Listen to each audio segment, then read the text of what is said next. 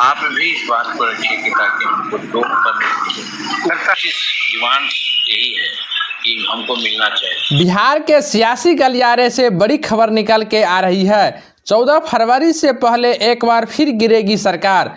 जदयू के विधायक गोपाल मंडल के बगावत के बाद अब जीतन राम मांझी का सुर बदला। अब फिर बिहार में होगा बड़ा खेला। तेजस्वी यादव की बातें सच साबित हुआ। नई सरकार बनने के बाद अब मंत्री का पद बंटवारा होना है, जो 5 फरवरी 2024 को मंत्रिमंडल का विस्तार होना है और आगे फिर 14 फरवरी को ग्राउंड फ्लोर टेस्ट करना है। ऐसे में तेजस्वी यादव और लालू प्रसाद यादव विधायकों के तोड़ जोड़ में लगे हुए हैं और ऐसे में हम प्रमुख जीतन राम मांझी ने बड़ा बयान दिया है। उनका कहना है कि निर्दलीय विधायक को मनचाहा मंत्री पद दिया जा रहा है, इसलिए हमें भी 2 मंत्री पद चाहिए और ऐसे में क्या यह संभव है, तो वो देखने वाली बातें होगी। तो आगे दोस्तों आप लोग वीडियो में बने रहे, हम आप लोगों को जीतन राम मांझी का क्या बयान है आप लोगों को वीडियो में दिखाएंगे। लेकिन वीडियो में आगे बढ़ने से पहले आपसे विनम्र आग्रह कि जो भी साथी अभी तक इस चैनल को सब्सक्राइब नहीं किए हैं तो दोस्तों सबसे पहले वीडियो को लाइक कर चैनल को जरूर सब्सक्राइब कर ले एवं ऑल नोटिफिकेशन को जरूर सेलेक्ट कर ले। तो आइए दोस्तों हम लोग जीतन राम मांझी का वह बयान देख लेते हैं। और आगे यही है कि खेला भी बाकी है और हम लोग मिल करके जो है जो विजन के साथ आए हैं उस विजन को हम लोग पूरा करेंगे। विभाग के बंटवारा में भी 44 साल से हम हैं। हमको ऐसा लगा कि जब जब मंत्रिमंडल का विस्तार हुआ या बना है तो सुबह में या दिन में वोट होता था और शाम में बंटवारा हो जाता था। इस बार न होना हमको भी कहीं न कहीं कुछ लग रहा है कि आखिर क्या बात है। और जहाँ तक विस्तार का सवाल है, मुख्यमंत्री ने कहा था कि 1-2 वर्ष के अंदर ही हम विस्तार कर देंगे। तो 2 घटक 3 घटक हैं इसमें, भाजपा है, हम लोग हैं, जदयू है। तो जदयू की तरफ से तो कोई नहीं है जैसा समझ में आया है। तो भाजपा से कहीं न कहीं इस देने में विलम्ब हो रहा है। हमको मालूम हुआ कि 2 बार दोनों डिप्टी मुख्य कमिश्नर मिले हैं, मामला सॉर्ट आउट हो गया होगा और हम समझते हैं कि 5 तारीख तक विस्तार होगा और विभागों का भी बंटवारा हो जाएगा। और 5 तारीख तक यदि हो जाता है तो इसको विलम्ब नहीं कहा जाएगा।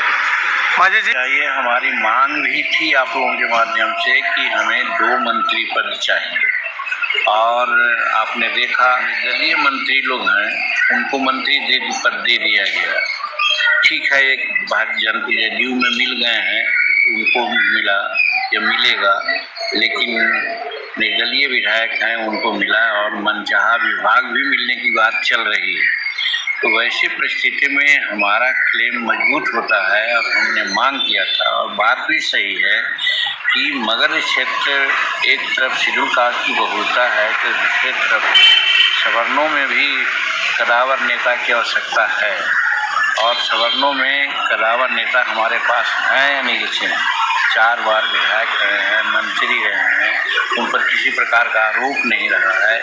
तो वैसी परिस्थिति में हमने मांग की थी कि 2 दीजिए और इस पर हम नित्यानंद राय जी से बात किया है और अमित शाह जी से भी बात किया।